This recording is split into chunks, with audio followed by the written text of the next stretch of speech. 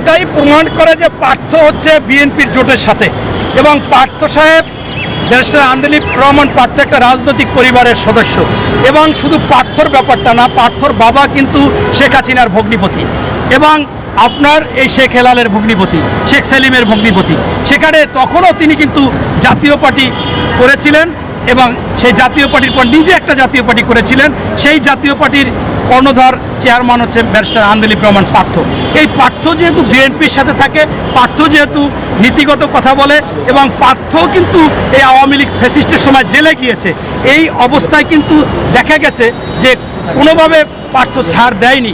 আজকে পার্থ হচ্ছে যে এমন এক বিষয় যে সে ওই আপনার তার তো স্ত্রী, এই স্ত্রী তো পার্থর বাবার নামে, মানে অর্থাৎ অমুকের পুত্রবধূ অথবা পার্থ নামে তার স্ত্রী, এই নামেই পরিচিত হবে এবং হয়। আপনারা জানেন বাংলাদেশে না, সারা বিশ্বে বিবাহের পর স্বামীর নামেই তার নামকরণ করা হয়। কিন্তু এই যেটা আটকালো, এইটা হচ্ছে যে সম্পূর্ণ একটি হিংসাত্মক, ষড়যন্ত্রমূলক, এবং এমন যদি হয় যে আপনি ওই যে এইটা সেরতে পারেন না, এখনও এইটা ছিঁড়ছেন, মানে অর্থাৎ অনেকে বাহিরে পারে না, ঘরে যাইয়ে বউ পিঠায়, এরকম একটা অবস্থা। আব্দুল হামিদ তাকে ধরতে পারলো না। আওয়ামী লীগের এখনও শিরিন সুলতানা স্পিকার, তিনিও বাংলাদেশে আছে, বিভিন্ন জায়গায় লেখা আছে, শোনা যায়।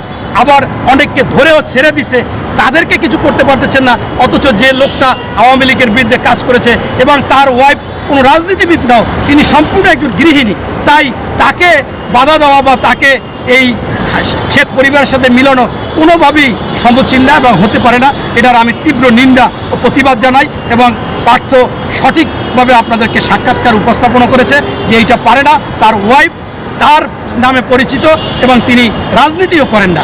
এমনকি আপনারা দেখেছেন যে এই পার্থ গ্রেপ্তারও হয়েছিলেন সেই আওয়ামী লীগের সময়, একাধিকবার গ্রেপ্তার হয়েছেন, জেল খেটেছেন, তাই এবং কখনো আওয়ামী পরিবারকে ছাড় দিয়ে কথা বলেননি। এরপরেও যদি এইটা করা হয়, এইটা অত্যন্ত আপনার আন্দোলিপ রহমান পার্থর স্ত্রীর প্রতি অমানবিক এবং অন্যায় অবিচার করা হয়েছে। এখান থেকে তাকে যেতে দিতে হবে এবং তাকে কোনোভাবে আটকানো যাবে না। ধন্যবাদ।